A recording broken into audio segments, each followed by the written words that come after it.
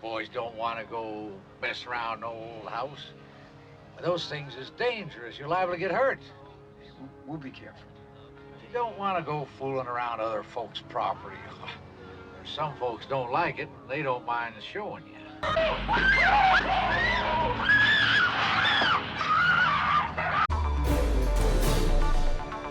Let's get down to brass tacks. 1974 saw the release of the Texas Chainsaw Massacre, the second directed film of a man whose name is etched into horror history, and in my opinion, who needs more acknowledgement from today's audiences. Its reach across film and time is astonishing. The film's original budget was $60,000. During the editing process, the filmmakers incurred an additional $80,000 in cost, requiring that they sell off portions of their ownership in the film's royalties. Originally, the title was going to be Leatherface. Gunnar Hansen mentioned thinking the film and his shot at superstardom were ruined when he saw the new title. Daniel Pearl also made mention of concern he had when Tobe Hooper mentioned to him they were changing the title to The Texas Chainsaw Massacre. Other working titles for the film included Saturn in Retrograde and Stalking Leatherface.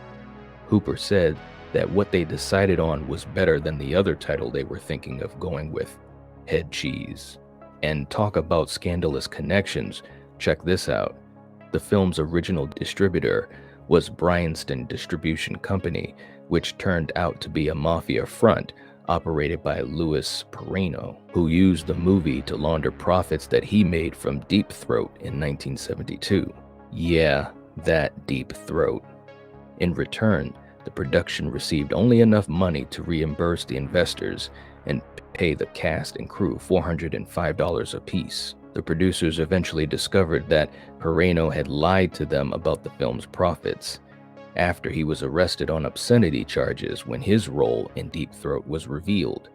The cast and crew filed suit against him and were awarded $25,000 each.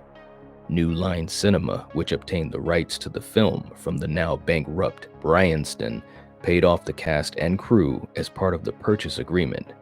Now, I'm not one to get too deep into the dirty dealings, but damn man, a connection between TCM and Deep Throat? Who would have known? What are we doing here? You're cocked, locked, and ready to rock. Whoa, whoa, whoa. Let's get refocused here. Tobe was a very gifted filmmaker with incredible talent and instincts. One of his many techniques for making the film more intense was cutting a small number of frames off of the shot preceding something violent occurring. This small beat catches the viewer off guard as their eye has become accustomed to certain shots being a specific length. Cinematographer Daniel Pearl also mentioned a misdirection trick Hooper would use, which was having something on the left side of the frame, then cutting to Leatherface on the right side. Back to the dirty. The controversy surrounding this film is almost as fascinating as the movie itself. Okay, maybe only half as fascinating, but you get the point.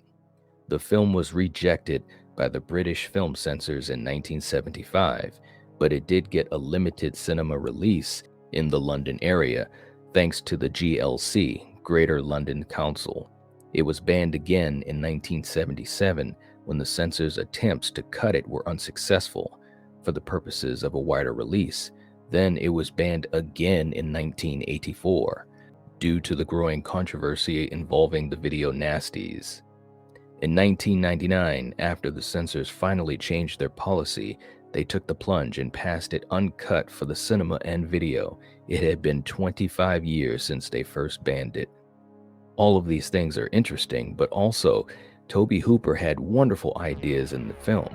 A unique vision for TCM and its character was, during the chase, when Sally and Leatherface come up to the old man's station, Hooper told Gunnar Hansen he wanted a shot of Leatherface going absolutely insane with the chainsaw.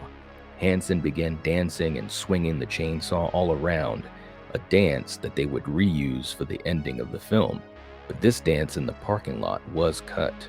That being said, the production only had the one chainsaw, a Poulan 245A with a piece of black tape covering the Poulan logo in order to avoid a possible lawsuit.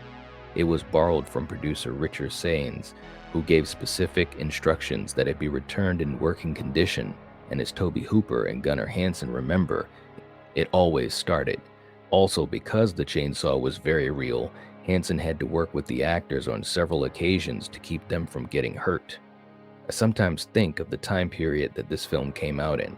There was a rawness to it and an excitement, to be sure. The sky was the limit, and TCM was trying to shoot way beyond it. The film was one of several so-called drive-in flicks made in the 1970s that were presented as true stories.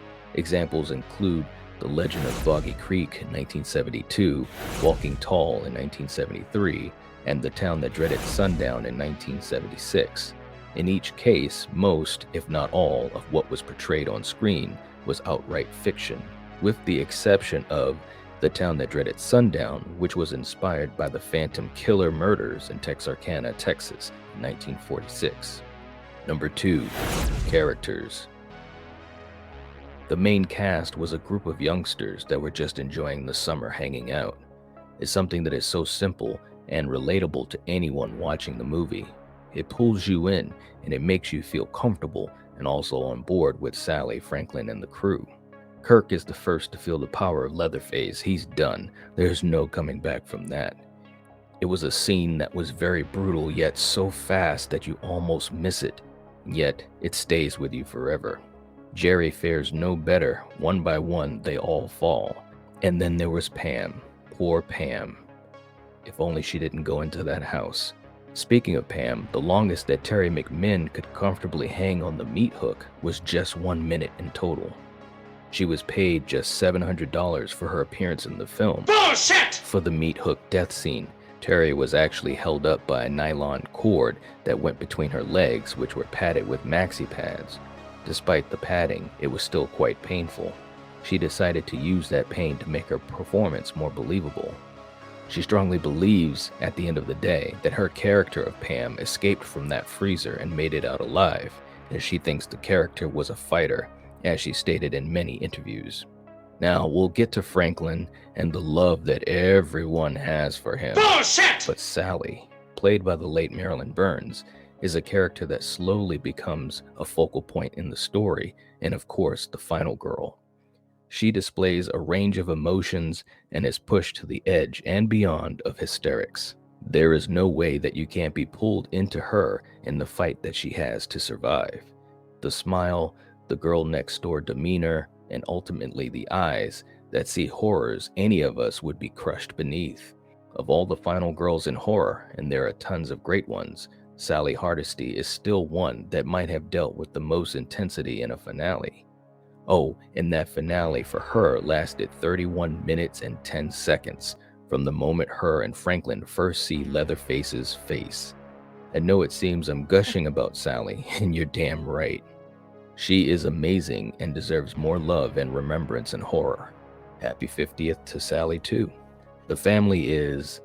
Look, if anyone gives a description that isn't full of the word crazy, then we cannot be friends. Here. We're fine. It is not in the file. It is not. You son of a bitch! No doubt about the unhinged, despicable, and outright deranged formulation of them. The hitchhiker, or Nubbins, has no chill. He is like a wolf in sheep's clothing, ready to attack anyone or anything that he decides to target.